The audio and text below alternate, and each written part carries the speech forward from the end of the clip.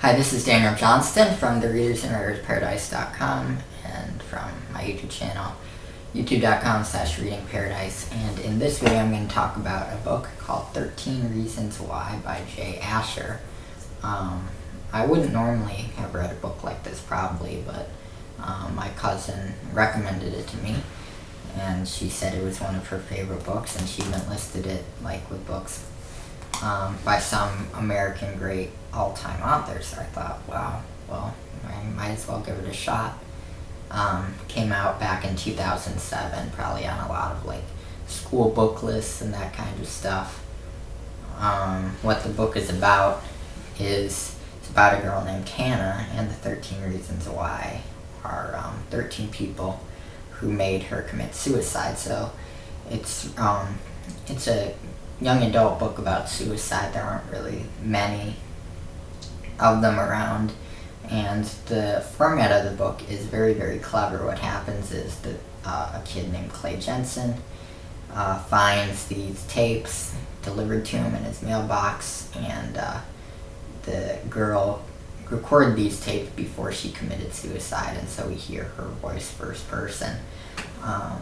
Very, very ingenious writing style. There's a lot to be learned from about it, and there's a lot to be respected about this writing style, and it's by far the best part of the book for me. And we follow Clay around as he goes to different parts of town where different events happened with Hannah. The imagery is very good. We feel like we're right there with them, so that part of the book is probably worth it, reading it just for that, I would say.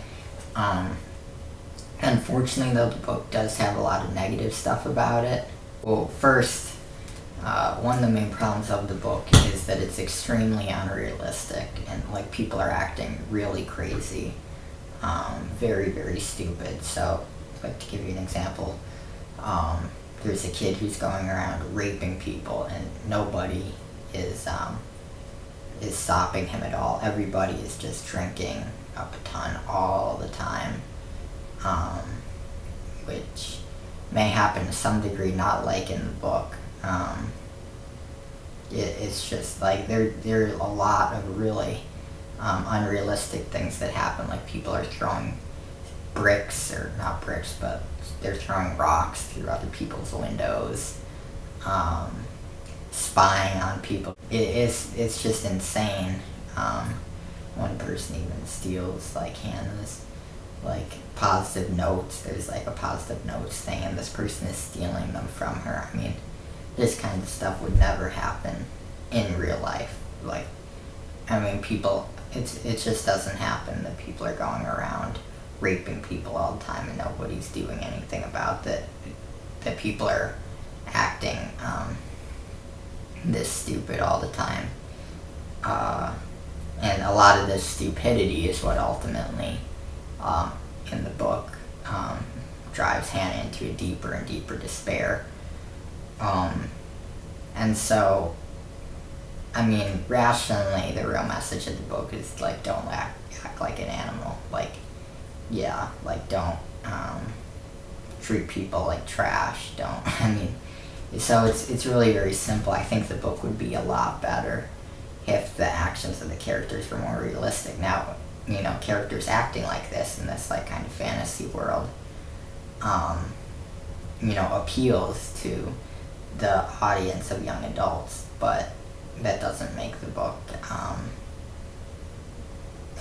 mean, it doesn't make it any better writing. It would just make it more into the fantasy realm, where it's supposed to be a very realistic and serious book. So it would be pretty powerful if they were able to write the book with people like doing things that actually intelligent people would be doing, and that showed Hannah still getting really upset like that, which does happen. So eventually, though, the problem basically is that people like cast Hannah as this person that she's not, like really sexual and bad and stuff, and she gets this reputation. And that's one thing the book does really well, is you see how people view Hannah, and how Hannah is very different. And then that same thing is with other characters, this girl who everyone views really positively and thinks she's so nice, but actually she's a backstabber. So the book does a really good job about that people aren't what you think they are, and that's a really good thing about the book. Some other negative things about the book, well, a lot of it doesn't really make too much sense. I mean, this isn't really a book about suicide. I think this book is more about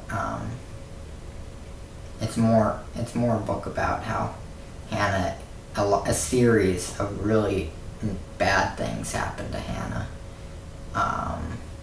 which are unrealistic, mostly, and she's also acts pretty stupid and lets a lot of them happen and makes some of them worse. But besides that, basically a series of events happens to Hannah that drives her deeper and deeper into despair. The book doesn't really talk much about suicide, though.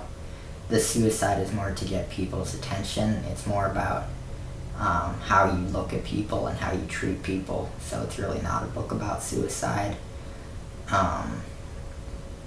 But it's a really gray book, though, because nobody's really, a really good character really to blame. The main character, quote unquote, I don't know if you call Clay, or probably Hannah's the main character, but Clay's the guy we follow around.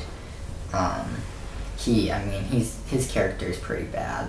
I think it's pretty artificial. He's supposed to be like the good guy, but it's pretty artificial, and his character really isn't written that believably. I don't think. I think it's, the book has, as I said, positive and negative. So it's written really well. The imagery is really great. We feel like we're in the story. At the same time, it's very unrealistic. A lot of it doesn't really make too much sense. Just basically about people just acting insane, including Hannah. And also the message at the end is kind of that Clay is reaching out to people. Like he didn't reach out to Hannah, even though he tried to. So that's kind of also iffy, because the book only devotes 1 or 2 pages to talking about that. It basically says the problem is Hannah didn't ask for help enough, and the people didn't offer her help enough, which I don't think really makes too much sense, but it's true. I think it's true if people were nicer and weren't acting so stupid like that. I mean, someone just acting nice wasn't going to really help Hannah, but I mean, because it's unrealistic, to be going around worrying about everybody else's problem. I mean, it's good to be a really nice person and open and stuff, but you can't be worrying about everybody like that all the time. Yeah, so Hannah, she tries to ask for help, kind of, but doesn't really, and and instead really continues digging herself into a deeper and deeper hole, which isn't good. So like I said, there's a lot of crazy stuff going on in this book, so it's kind of swirling all around. It's hard to draw any real conclusions. It's more of an emotional book, which I think is why it gets so many positive reviews, especially from unsophisticated people, to be honest. Like, most of the people who are reading this book, are pretty young and probably haven't had a lot of experience reading really sophisticated books.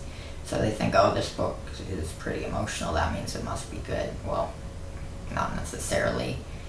But I do think that, like I said, the book does some things well, and some things not so well.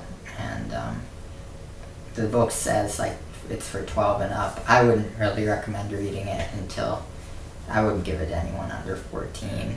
And maybe even 15, 16 or something, just so they don't get totally overwhelmed by the content of the book, and that they're able to think more rationally about it and realize, some of the flaws in the book, and also appreciate it. And I bet if my cousin, because when she read it, she was probably like 14 or 15 or something. If she read it now, I don't think she would like it nearly as much, but yeah, the writing is good, and it does it's interesting, especially with how your real people is a lot different than how they are. So in the end, I'd recommend the book, but it has some bad stuff about it too. So let me know what you thought of the book, what you thought of my review, if you like it, if you totally hate my review and think it just doesn't make any sense, or whatever. And check out my reviews of other books and my website, readersandwritersparadise.com. So see you later.